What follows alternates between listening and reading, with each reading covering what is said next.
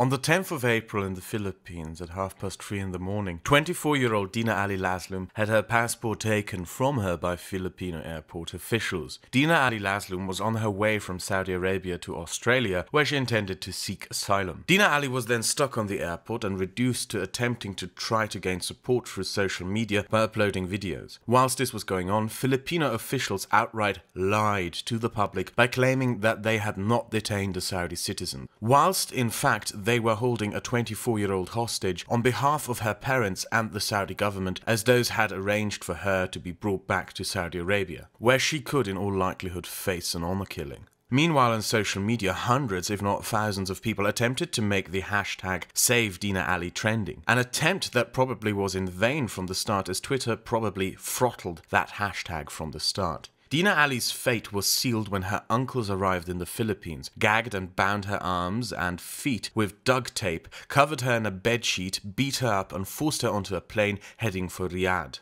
All of this apparently happened under the eyes and guard of 5 Filipino police officers. Apparently in the Philippines, if you are a police officer, part of your job is to ensure the safety of kidnappers as they beat and kidnap a 24-year-old woman. And in the aftermath of these events, you could see Muslims on Arabic Twitter celebrating the kidnapping, even going so far as to praise an anticipated honor killing, calling for her execution to be public and even filmed, and other vile garbage. To quote, "Any whore who runs from her family deserves to be killed. It's how we wash our names." And prominent social justice figures outright mocking those who had attempted to help Dina Ali. In total, 3 things that catch one's eye: the corrupted nature of the Filipino state and its officials, who apparently have nothing better to do than watching women get kidnapped to then continue to lie about what happened, the way Twitter seems to have just throttled any attempt to make the public aware of this, and the slimy way social justice mocked the efforts made to save that woman. The latter didn't surprise me at all. I know, for example, that Saudi women's rights activists were blocked by feminist activists such as Randy Lee Harper when trying to get advice from them. Little did they know that these people were just toxic ideologues who believe helping Saudi women is racist white-splaining. And some of them just don't care at all and would go so far as to just outright mock those who have been victims of Islamic fascism. The toxic alliance between social justice and Islamic fascism will never bring forward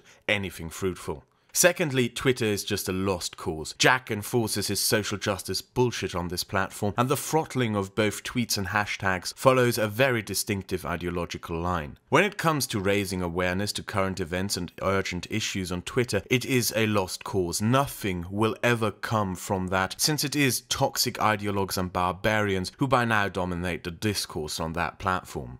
Everything that is Islamic is protected and safeguarded on Twitter, and anything that criticizes it is inherently Islamophobic. In fact, trying to use Twitter as a platform to raise awareness of these issues is more likely to get you branded a racist rather than accomplishing anything. And about the corrupted authorities in the Philippines, the lesson to be learned from this is that any attempt to leave places like Saudi Arabia should never go through countries that are corrupted or corruptible to such an extent that they would assist in a kidnapping. That if you are Saudi and you wish to seek asylum in Australia, you should try your best to get a flight to Australia which doesn't go through one of those countries. I would also advise you, as a precaution, to avoid any Arab airlines such as Fly Emirates, Qatar Airlines and Etihad. Unfortunately, most stops on flights to Australia are in Malaysia, Indonesia and the Philippines and Vietnam, countries that I would personally not regard as trustworthy in that regard. If it has to be Australia, your best hope is to fly to the United States first and then continue to fly to Australia via Los Angeles. But since you would be in the United States, it would be kind of pointless since you can request asylum there. Which leads me to say in the end that if you live in a Gulf state and seek asylum abroad, it would be better for you to try and seek it in a European nation or in the United States or Canada. With the media ignoring all of this, Muslims openly mocking the victim, the indifference and lies of a corrupt government, social justice mocking those who tried to help. In the end, the sad reality is that the people who need help cannot rely on the goodwill of foreign governments, let alone the media or those who consistently proclaim to be the arbiters of goodwill. A Canadian woman tried to save Dina Ali at the airport and failed, so in the end I will advise you to get into direct contact with those in the free world who would wish to help you, since those who constantly proclaim to be the most helpful will merely leave you to your fate, ignoring your pleas for help and mocking those who tried their best. My name is Dina and I'm a Saudi woman who fled Saudi Arabia to Australia to seek asylum.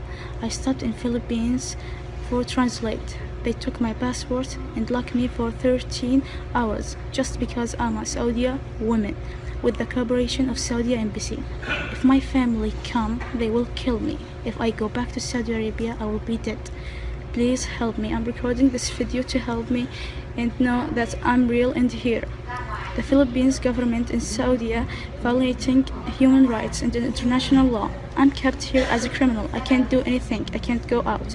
They took my passport and all my papers because they are waiting for my family to come and take me, who really wants to kill me. If anything happens to me, that's on Philippines Airlines and the Saudi Arabia government.